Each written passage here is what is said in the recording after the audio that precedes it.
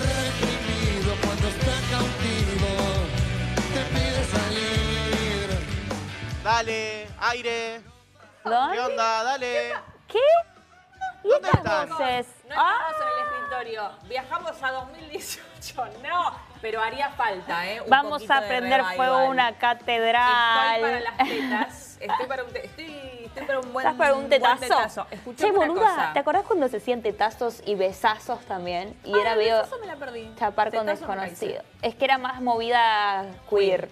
Mira, qué lindo, estamos para esa. Ir a Tiene chapar que- con desconocido. Tiene que volver. Escuchame una cosa. Bueno, Ay, hoy mira vamos a esta estar foto. pesadas total, porque Sí. ambas hemos Voy a sacar una visto foto. Belén.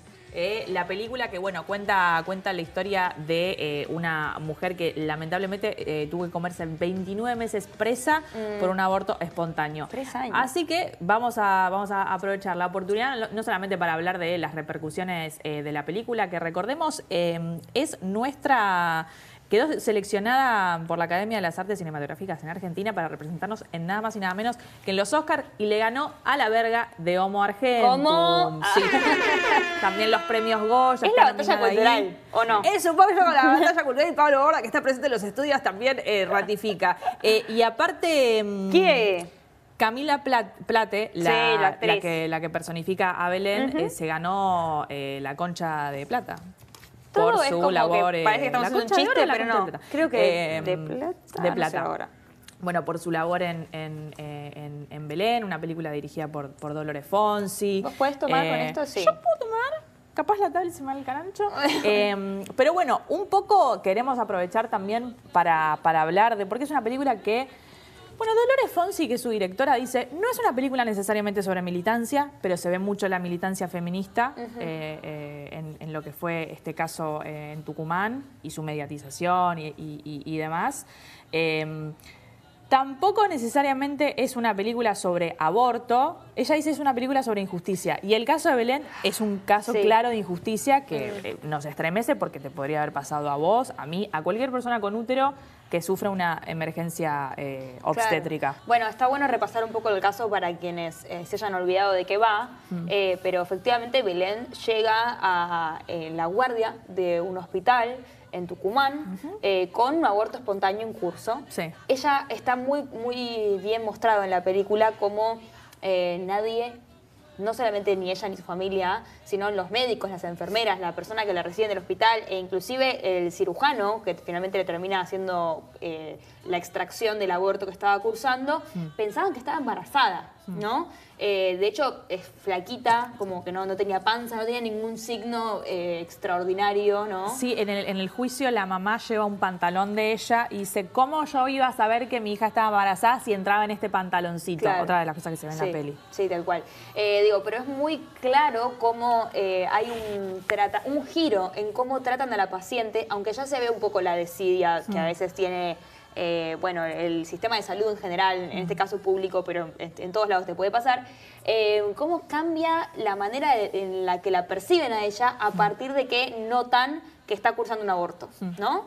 Y sufre una criminalización de su figura y empieza a ser tratada como si fuera una delincuente solo por estar cursando un aborto espontáneo.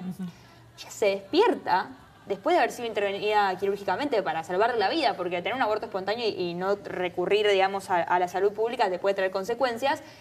Y lo primero que le hacen es esposarla y avisarle que va a quedar detenida por haber cometido presuntamente un homicidio. Querés matar a tu hijo. Bueno, uno lo cuenta así, pero Sí. es gravísimo. Y aparte, mucha desidia por parte del aparato judicial. Soledad Deza, que es un poco en quien se basa, no solamente es la historia de Belén, sino también la historia de la abogada que la termina defendiendo. Después de que Belén es condenada y después de comerse más de 2 años en cana, en una cárcel tucumana, después de que 2 abogados la patrocinaran y que la patrocinaran mal, después ella termina en una defensora oficial, que en la película es la que hace Julieta Cardinali. Sí, muy buena también. Las actuaciones son... Es un peliculón. Es un peliculón, la verdad. Y eso es una clásica película de juicio, Sí. ¿no? Donde vamos viendo cómo va avanzando. Y casi por casualidad termina en las manos de Soledad Deza, que a través de una psicóloga que tenía que testificar en el juicio, le pregunta, lo digo así por arriba, pero ¿da que se puede violar el secreto profesional porque tengo que testificar en esta causa? Y ahí Soledad Deza, creo que pocos días antes de la condena a Belén, dice, che, yo tengo que atender este caso. Ella venía atendiendo casos de emergencias obstétricas, pero ella cuenta que es la primera vez que le toca atender a una clienta presa. Claro, ¿sí? ya estaba presa con un juicio avanzado, que de hecho el juicio se concreta, hay una sentencia firme para Belén, Belén termina ratificada en el penal y ella lo que hace es apelar, ¿no? Y busca la nulidad del juicio porque muestra que hubo irregularidades en todo el proceso, de que como, dice, hay una parte en el alegato de ella que es muy claro, que dice como los enfermeros actuaron de policías y los policías actuaron de médicos y nadie ocupó el lugar que tiene que ocupar cuando una persona entra con una emergencia de salud de la índole que fuera. Y encima hay una cuestión tremenda, que es que encuentran un feto en un baño y le adjudican el feto a Belén y es ella la que descubre, o sea, fíjate la impericia del propio sistema judicial y la investigación, que en realidad ese feto había sido encontrado en un baño en la otra ala del hospital. Y esto lo que te habla, y muestra muy bien toda la película, es que hay una complicidad de distintos poderes del Estado a la hora de criminalizar a las mujeres que tienen abortos espontáneos y que buscan acceso a la salud pública en el caso de tener embarazos no deseados también, ¿no? Eso queda muy claro con la participación de Julieta Cardinali en ese rol de la primera defensora, ¿no? Que medio que la entrega a ella. La verdad que el caso bueno, ahí tenemos el flyer de la película.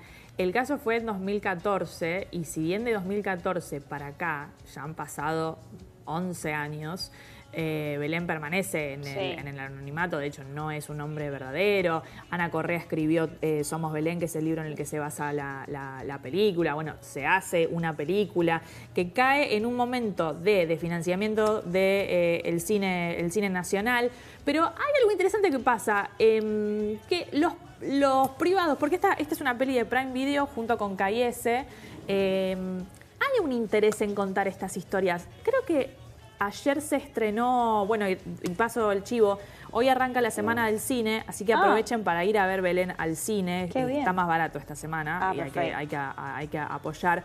Ahora se va a estrenar Miss Carbón, que es la historia de la primera minera trans en Chile, que es la hermana de Pedro Pascal el que la hace. Y la otra hermana de Pedro Pascal, Javiera Balmaceda, fue productora de esta película.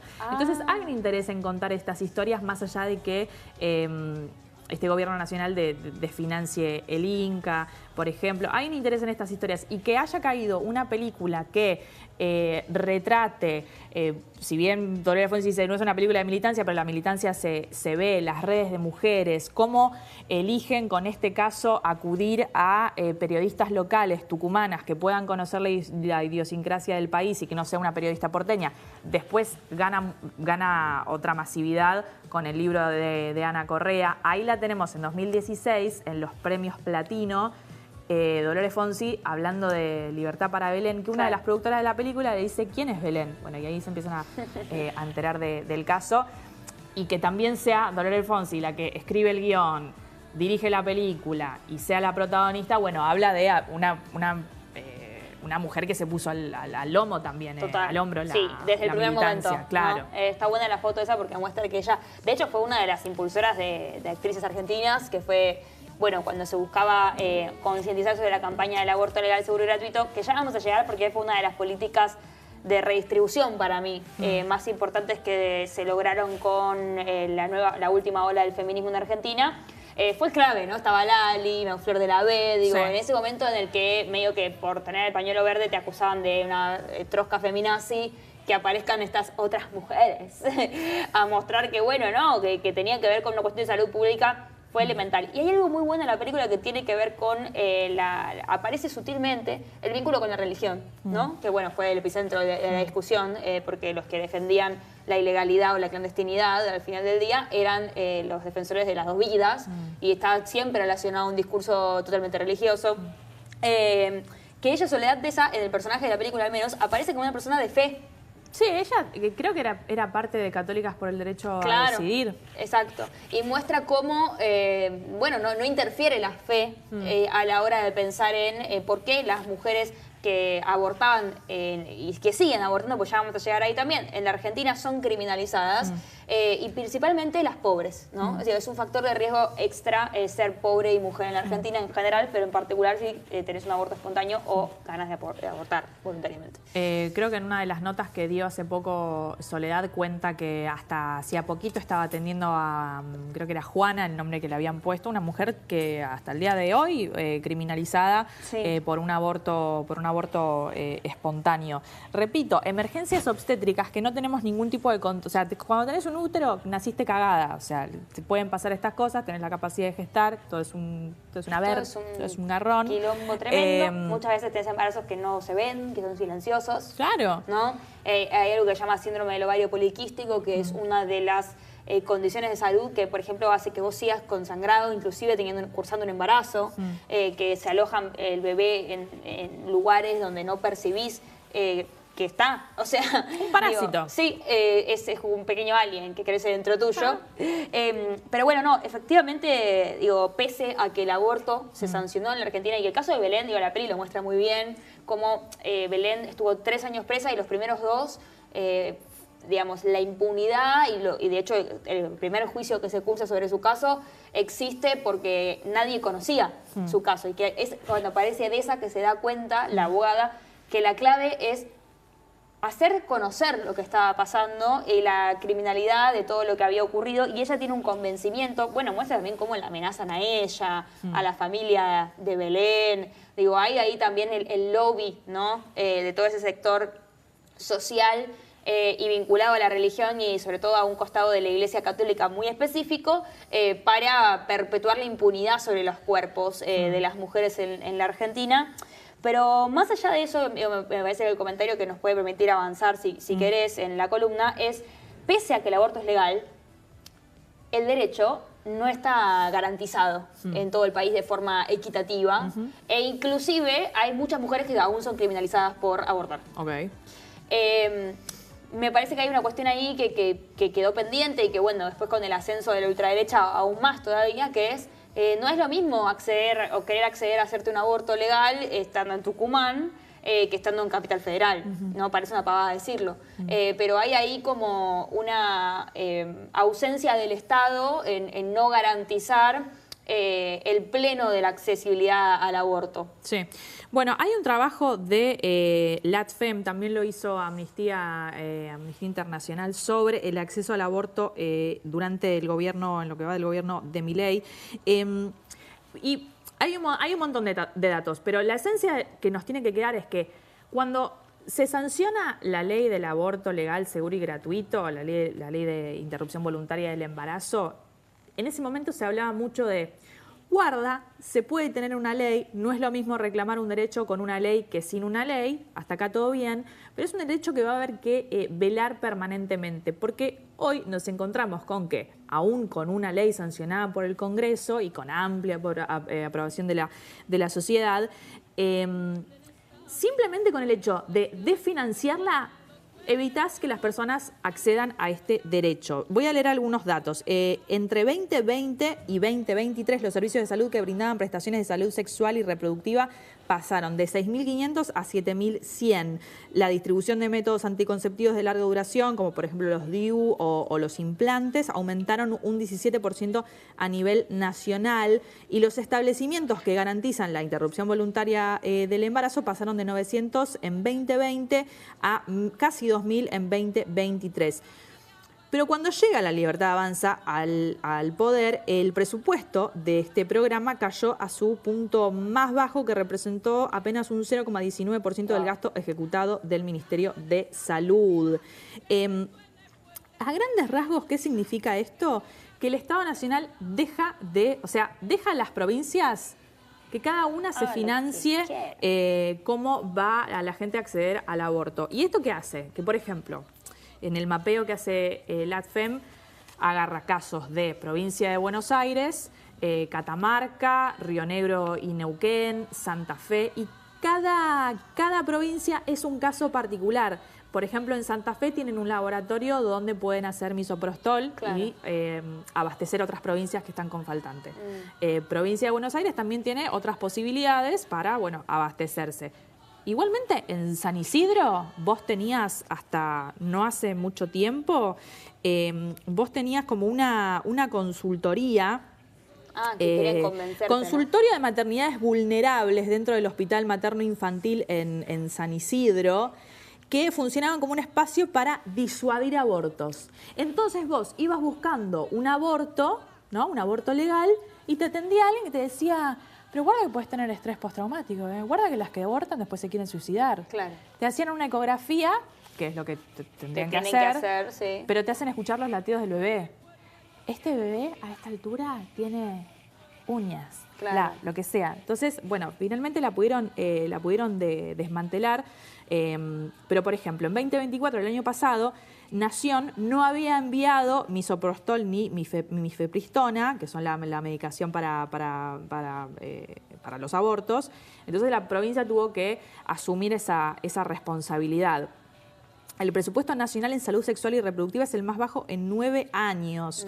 Después hay otros casos como en Santa Fe, que es una de las primeras provincias que pudo garantizar el acceso al aborto, a la interrupción legal del embarazo, antes de que hubiera una interrupción voluntaria del embarazo, y sirvió de punta de lanza para que otras personas en otras provincias pudieran acceder al aborto. Pero, por ejemplo, vos tenés Catamarca. En Catamarca hay una médica que puede hacer los abortos.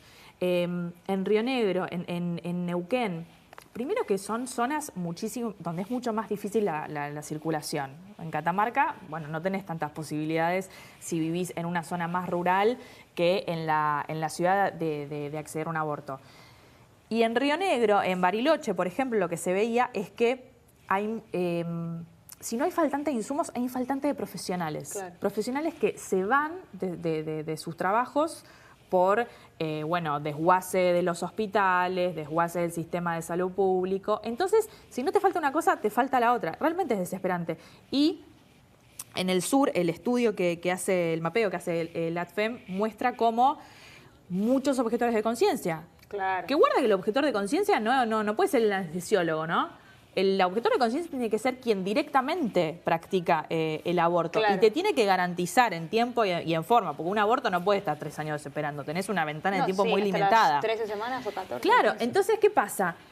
Bueno, yo el aborto no lo hago. Y después nos derivan a las personas a poder abortar. El año pasado, en Río Negro, un aborto salía arriba de las 100 lucas. No, claro. Cuentan el testimonio, no es en el sur, pero sí ocurrió en Misiones, de María, que es el nombre que se le pone a la mujer que denuncia esto. Ella, madre, va a buscar para hacerse un aborto en el hospital. No tenían el misoprostol para hacerlo, y le dicen, bueno, vas a tener que acudir al sector privado, son 100 lucas. Y ella cuenta, me volví llorando con mi bebé en brazos porque no tengo esa plata para poder acceder a un aborto. Y solo quien tiene la capacidad de gestar puede, y que haya pasado por una situación así, puede entender la desesperación de tener algo que te crece, que es una cuenta regresiva y que nadie te garantiza ese derecho. Ahora, o sea, yo menciono misoprostol, mifepristona, estas Alternativas. Sí, estos modos de hacerse un aborto.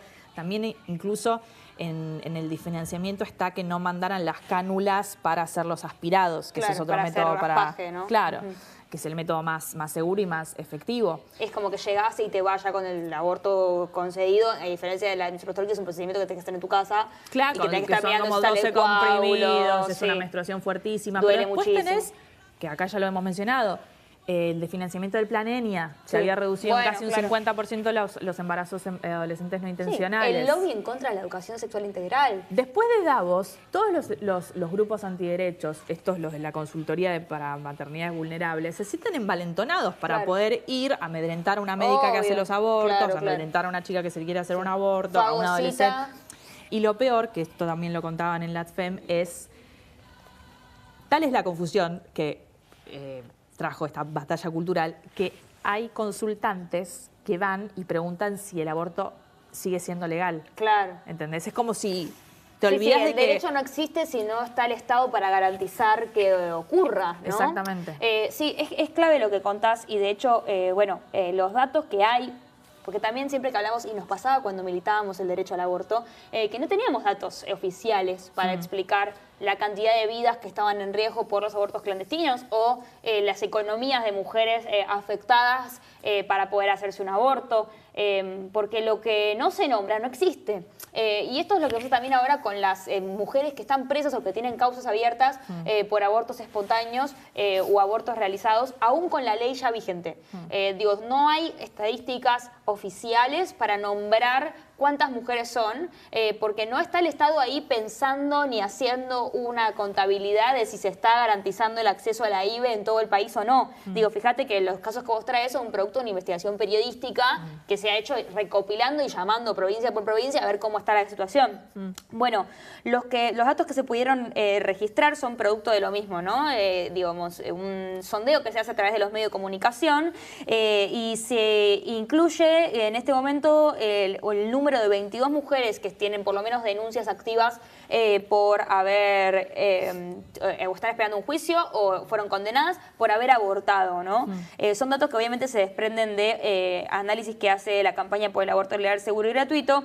Y hay una cuestión acá que es, al día de hoy, lo que decíamos antes, aún con el aborto legal sobre la mesa, el derecho existe porque es cuidado y garantizado en los casos en los que existe por las propias militantes, porque estamos ahí viendo, acá hay una oficina en San Isidro que te hacen la objeción de conciencia, te quieren convencer.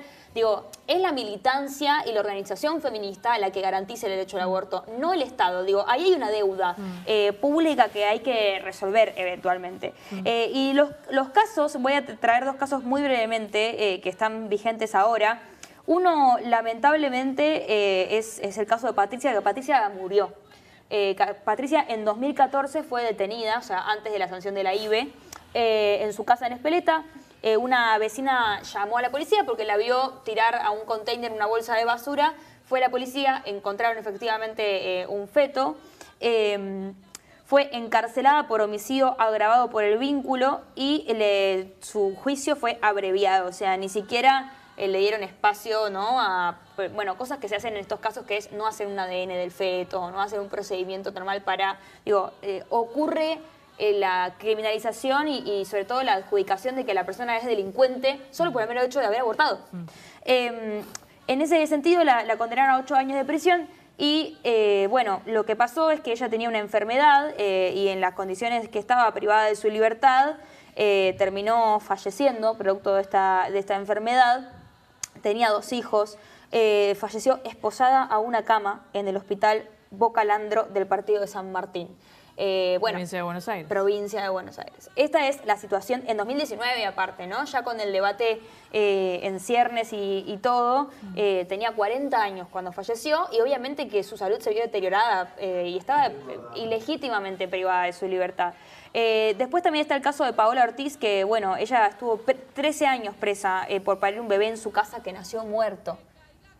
Es impactante porque muchos de los casos estos, las mujeres inclusive esperaban a los bebés que nacen, pero nacen muertos y son condenadas por delitos que no cometieron, ¿no? Y me parece que lo que tienen en común todos estos delitos en las víctimas actuales es que ser pobre es un riesgo a la hora de querer ser tratado en la justicia con garantías constitucionales, pero más si sos mujer. Sí. Y más si sos una mujer que se practicó un aborto o que tuvo un aborto espontáneo. Creo que eso es como lo que más nos deja esta lectura del aborto. Es que no es un tema que ya pasó, ¿no? Es un tema que está vigente, porque hay una cuestión de que el patriarcado trata a los cuerpos de las mujeres como un territorio sobre el cual ejercer la soberanía masculina. Y el aborto es la lucha por esa soberanía de los cuerpos. Es la lucha por que las pobres también puedan tener acceso a una justicia que las respete y a una salud que las cuide. Bueno, así que chiquitas, a enojarse un poquitito, sí, porque todo esto sigue pasando.